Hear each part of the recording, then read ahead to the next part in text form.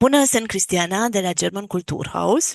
Aș vrea să-l prezint pe Ștefan, care este profesorul nostru de limba engleză pentru un client corporate.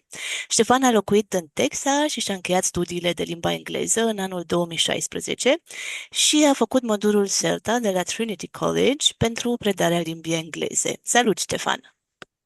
Salut! Ștefan, aș vrea să te întreb cum ai descoperit pasiunea pentru limba engleză?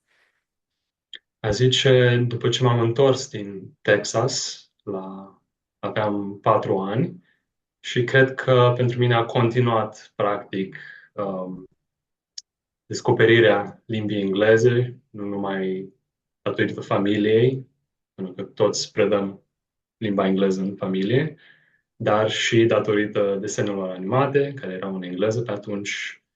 Deci, pentru mine a fost da, împreună cu româna a fost limba care m-a